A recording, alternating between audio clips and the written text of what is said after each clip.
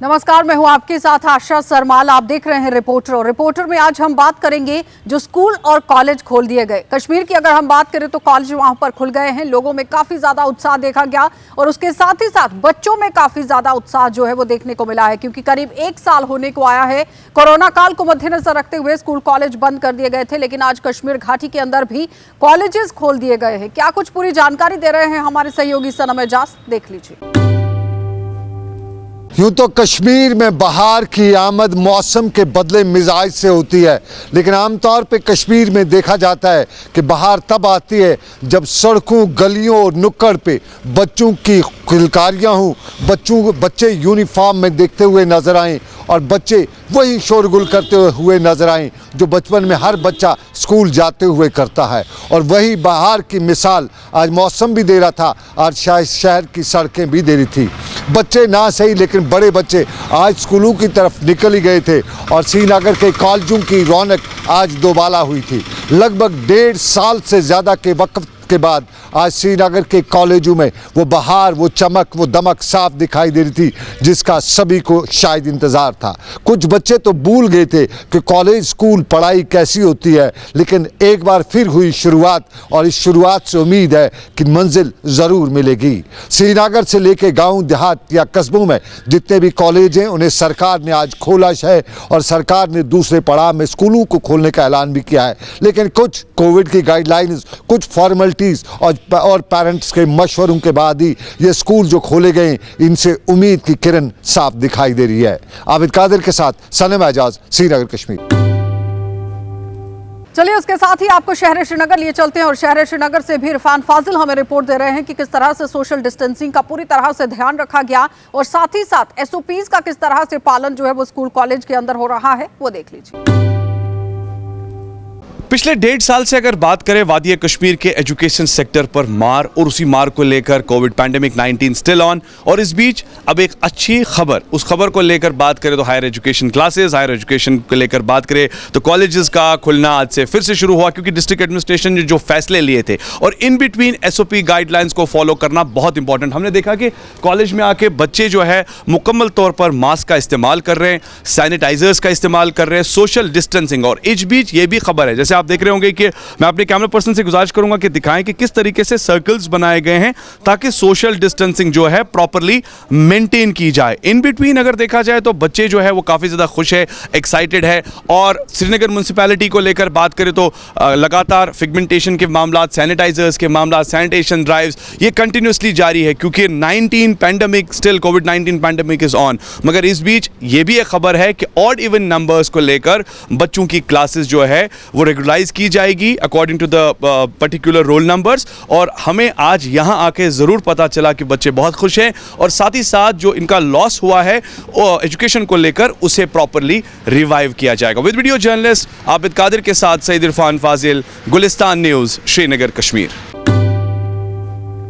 चलिए अब आपको बड़गाम लिए चलते हैं और बड़गाम से भी अशरफ डार हमारे साथ जुड़ रहे हैं, क्योंकि लगातार जिस तरह से स्कूलों को खोला गया है, किस तरह से वहां पर सूरत हाल है, स्कूल खोलने को लेकर क्या कुछ कार्यक्रम चल रहे हैं, देख लीजिए। ख्याल हमें रखना है कि इसमें सैनिटाइज करना है हमें स्कूल्स को, फ्यूमिगेशन करनी है स्कूल्स को और सफाई करनी है स्कूल्स को, अच्छी तरह से सफाई करनी है और उसके साथ साथ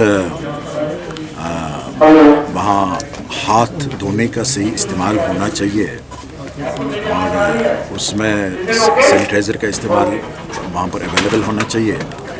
तो उसके बाद हमें और एक अहम मसला इसमें, क्योंकि अभी जो SOPs है वो SOPs गाइडलाइंस जो हमें डायरेक्टरेट से आई है या MHRD से आई है या मेडिकल डिपार्टमेंट से आई है, उनको हम पूरी तरह से हमें फॉलो करना पड़ेगा। तो क्योंकि बच्चों की हिफाजत का और बच्चों की सेहत का तो पहला ख्याल है हमारा, उसके बाद एजुकेशन। हाँ, इसमें एक चीज़ हमने कर लिया है कि जहाँ पर हमारा रोल अच्छा खासा है और जगह की कमी है। टू स्कूल आज बडगाम में एक प्रोग्राम मुनक़द हुआ जिसमें चीफ एजुकेशन अफसर के अलावा जो जितने भी HODs है या ज़रियोज़ है या प्रिंसिपल्स है या हेडमास्टर्स हैं उनको यहाँ पर शेखुल आलम हॉल में बुलाया था और यहाँ पर उनको जो है आने वाले वक्त में जब स्कूल खुलेंगे तो किस तरह वो एक तो सोशल डिस्टेंस का ख्याल रखें, दूसरा किस तरह वो क्लासों को मेंटेन करेंगे। इस हवाले से आज बडगाम में एक शेखुल आलम हॉल में एक चीफ एजुकेशन ऑफिसर की तरफ से एक प्रोग्राम मुनक़द हुआ जिसमें इस तरह की अवेयरनेस दी गई। साथ ही यहाँ पर एक चीज़ ज़रूर देखने को मिली, हेल्थ से भी जो वाबस्ता मुलाजमीन थे या डॉक्टर थे वो यहाँ पर आए। उन्होंने यहाँ पर जो है सोशल डिस्टेंस के हवाले या सैनिटाइज़र किस तरह वो स्कूलों में जो है बच्चों को अटेंड करेंगे ताकि जो कोविड-19 अभी भी जो है कहर चल रहा है किस तरह उससे जो है बच्चों को दूर रखा जाए। यानी हम ये कह सकते हैं कि आने वाले वक्त में जब स्कूल खुलेंगे क्या इन सब चीज़ों पे या इन सब SOPs पे ख्याल रखा जाएगा या नहीं रखा, ये आने वाले वक्त में देखने को। फ़िलहाल हम ये कह सकते हैं कि जो एजुकेशन डिपार्टमेंट है वो प्रिपरेशन कर रहा है कि स्कूल उनको खोलने की तैयारियां हो रही है। अब ये देखना है कि स्कूल करीबन 5 अगस्त 2019 से लगातार बंद है, क्या वो बिल्डिंगें उस लायक है, इंफ्रास्ट्रक्चर देखना है। ये आने वाले वक्त में ज़रूर पता चलेगा क्या वहाँ पर ड्रिंकिंग वाटर है, किस तरह की फैसिलिटी रखी गई, जिस तरह कोविड-19 चल रहा है। यानी हम ये कह सकते हैं कि एजुकेशन डिपार्टमेंट तैयारियां कर रहा है आने वाले वक्त में स्कूल्स खोलने की। तो ये देखना ज़रूरी होगा कि जो हेडमास्टर्स होंगे या प्रिंसिपल क्या वो सोशल डिस्टेंस उन स्कूलों में रख पाएंगे नहीं भाई, या क्लासों को किस तरह मेंटेन किया जाएगा, ये आने वाले वक्त में देखने को ज़रूर मिलेगा। JK 24/7 के लिए कैमरामैन ज़हूर के साथ मोहम्मद अशरफ। चलिए अब आपको लिए चलेंगे पट्टन और पट्टन से भी दिखा देते हैं कि किस तरह से स्कूल कॉलेज खोलने को लेकर क्या SOPs का पूरी तरह से वहां पर पालन हो रहा है या नहीं। राही की इस रिपोर्ट में देखिए कि आखिर क्या कुछ वो पूरी जानकारी दे रहे हैं। जी सर, मेरा नाम आबिदा है। हम यहाँ पे है कॉलेज के स्टूडेंट्स हैं। हम बहुत टाइम के बाद कॉलेज आए हैं। आज बहुत अच्छा लगा कॉलेज, हमारे फ्रेंड्स आए, बाकी आए, यहाँ पे अच्छा खासा माहौल बना हुआ है। आज बहुत सारे बच्चे भी आए हैं। अभी क्लासेस होंगी स्टार्ट, अभी यहाँ पे सैनिटाइज़र वगैरह सब कुछ का जैसा कि कहा गया था कि SOPs के बारे में या यहाँ पे कहा गया था कि कोविड का ख्याल रखेंगे, उस तरीके से आपको लगता है कि यहाँ पे सारा कुछ रखा है? जी सर, सब कुछ हो रहा है, अच्छे से हुआ है और सोशल डिस्टेंसिंग भी का अच्छा ख्याल रख रहे हैं बच्चे। सब कुछ यहाँ पे सैनिटाइज़र वगैरह सब कुछ लगाया हुआ है, अंदर से सफाई की गई है अच्छे से। बहुत टाइम के बाद आज आप यहाँ पे कॉलेज आए, क्या महसूस कर रहे हो आप? अच्छा फील अच्छा कर रहे हैं। तो हम बोल रहे हैं सभी बच्चों को, सभी कॉलेज आए यहाँ पे अच्छा है, पढ़ाई करेंगे अच्छे से, फिर एग्जाम भी क्वालिफाई अच्छे से करेंगे। अभी हम देख रहे हैं कि बच्चों की ज़्यादा तादाद नहीं है, जो घर में अभी बच्चे बैठे हैं, क्या मैसेज रहेगी आपकी तरफ से? जी सर, आज पहला दिन है, आज थोड़ा कम आए हैं बच्चे, लेकिन कल से सारे आएंगे। मैं हम सभी बच्चों को बोल रही हूँ सभी आ जाओ कॉलेज में, अच्छे से पढ़ाते हैं सर, सभी आए हैं। Thank you. चलिए अब आपको जिला बारामूला लिए चलते हैं और बारामूला में भी दिखा देते हैं कि साफ सफाई को मद्देनजर रखते हुए क्या कुछ काम हो रहा है। लोगों को काफी ज्यादा परेशानियां झेलनी पड़ रही हैं क्योंकि लिफ्ट का काम भी रुका हुआ है। DC बारामूला से खास बातचीत हुई है हमारे संवाददाता इरशाद भट्ट की, क्या कुछ वो बता रहे हैं। पावर गसान बड़ मुश्किल गसान, रात बजे साइड पानस में गई लरन 5 बजे गो पावर सुबह सोले पे गई मे यीत सख्ती दलील बी कोर्म दूध पे बाथरूम कत गंदगी बोम तत कोता मुश्किल गसान साफ तक कहें सफाई। तो दूसरा डॉक्टर आता है, वो दूसरे दिन क्या दूसरा डोज लगाता है। जो वो कल वाला डोज होता है 600, 500, 800 रुपए का लेते हैं हम डोज, वो ज़ाया हो जाता है। तीसरे दिन तीसरा डोज होता है, मुकम्मल इलाज नहीं होता है। डॉक्टर नहीं, कोई एक इंजेक्शन मिलता है वक्तन फ़वक्तन, यहाँ पर सिरिंज भी नहीं मिलता है। ग्लूकोज की तो बात ही नहीं है, कोई एक ग्लूकोज किसी को मिलता है, किसी को नहीं मिलता है सर। ये देखो सर, ये बेड है, इसको ऑक्सीजन चल रहा है, मगर दूसरे बेड को ऑक्सीजन नहीं है, इसको ये सिलेंडर है। तो जैसी लाइट हो जाती है तो ये बेचारा परेशान हो जाता है। पेशेंट लाइट प्रॉब्लम गई, लाइट तम मुश्किलात मुश्किल सारे खुद पेशेंटन सोचन पे बाथरूमस मज निम होर नीन हम यह कोता मुश्किलात पे रोत किसान खबर कसा लट नुन बाथरूमस मज बेकिस वार्डस मज पे नुन ये हिसाब किताब हॉस्पिटल इंतजामिया सत रात वो हिसाब किताब। हमें 4-5 दिन हो गए यहाँ सर, यहाँ इमिटेशन का बहुत बड़ी कमी है। डॉक्टर सही हैं, दवाई यहाँ पर कम मिलती है, सब बाहर से लानी पड़ती है। और इधर कम चीज़ें मिलती हैं, लेटरिन नहीं है यहाँ पे। यहाँ वार्ड में बहुत दूर जाना पड़ता है, व्हील चेयर नहीं है यहाँ पे, कम मिलती हैं। और यहाँ लिफ्ट नहीं है 2 महीने से, मरीज़ को नीचे लेना पड़ता है। अब कैसे लेंगे, मरीज़ के साथ एक आदमी है। वार्डस में बाथरूम कोता दूर कोता सर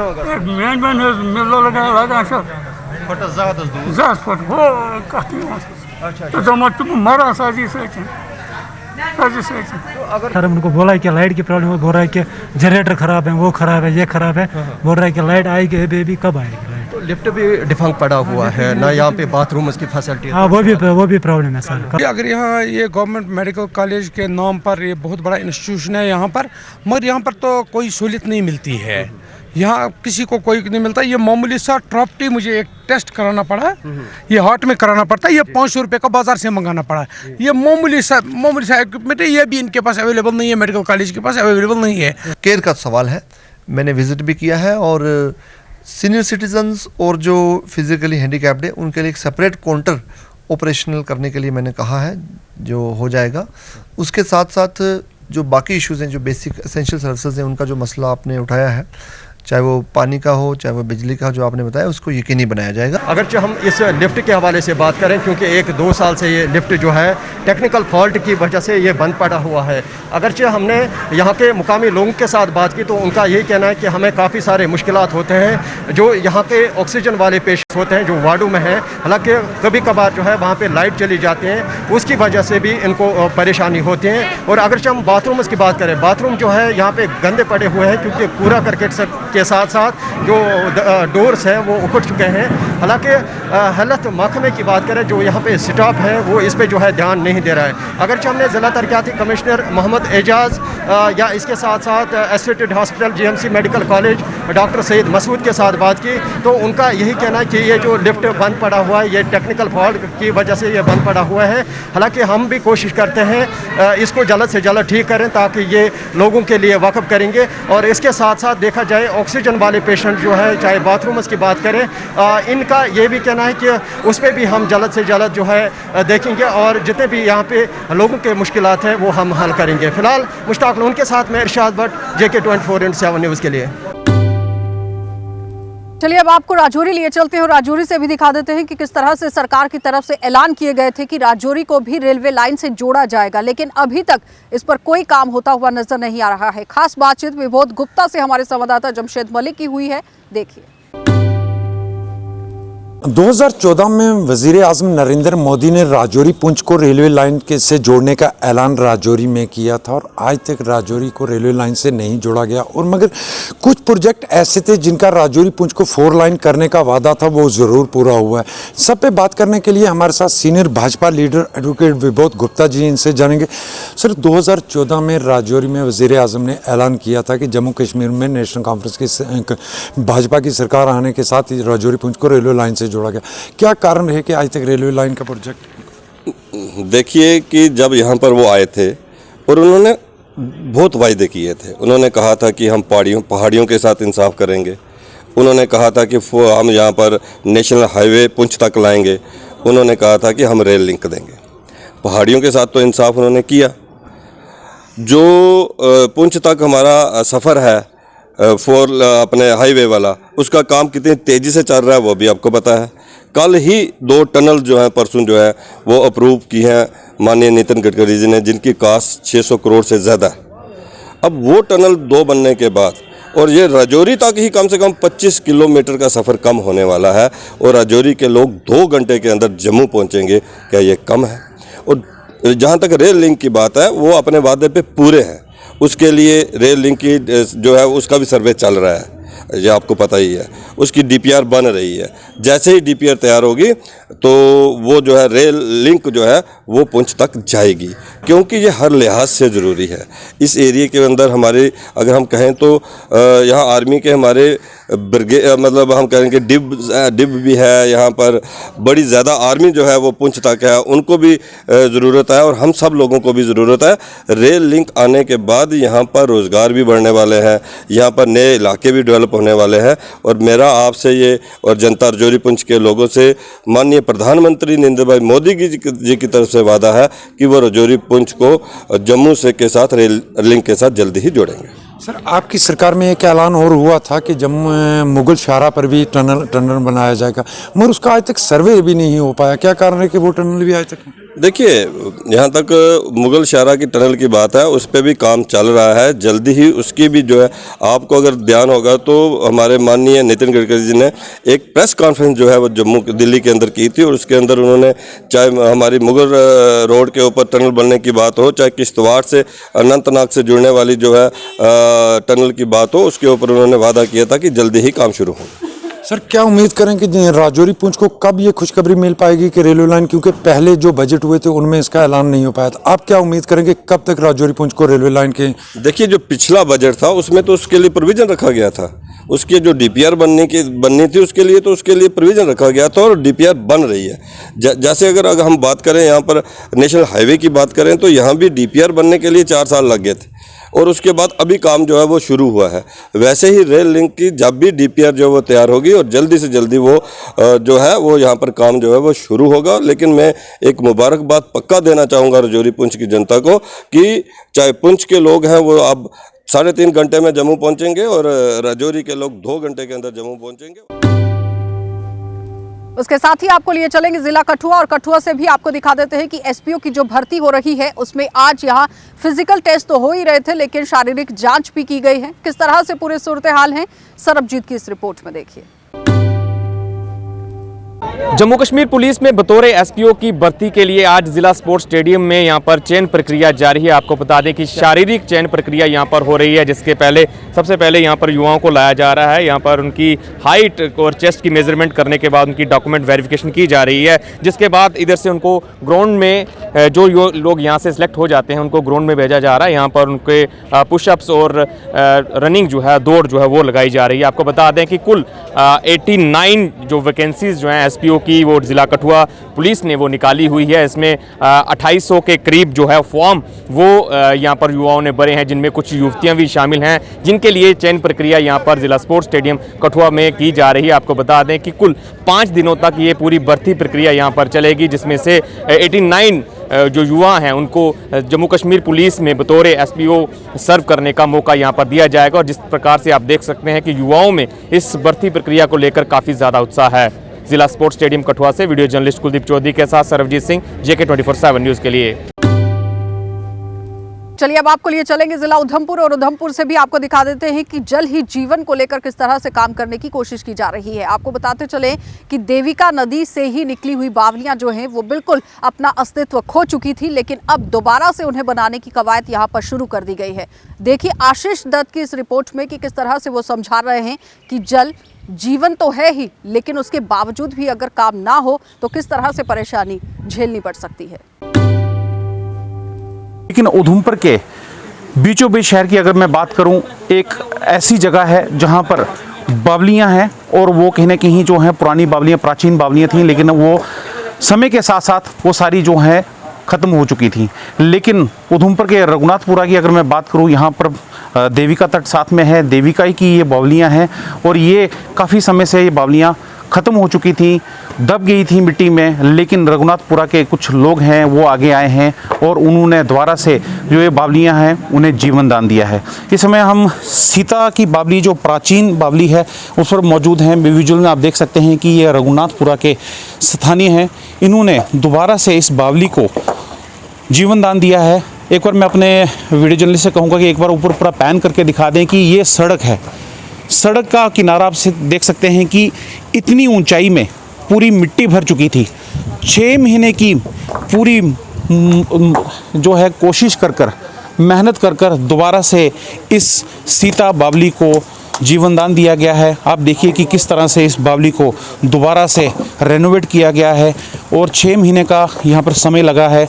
कार सेवा जो है यहाँ पर चल रही है। ये भी हमारी लापरवाही थी कि हमारे देखते देखते ये लुप्त हो गई।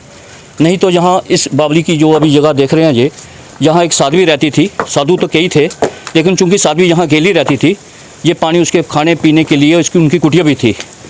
फिर आस्ता आस्ता जब साध्वी वो उनका इंतकाल हो गया, उसके बाद क्या हुआ कि यहाँ पे लोग जो यहाँ की औरतें हैं तो वो यहाँ पे नहाना धोना पानी लेने आती रही।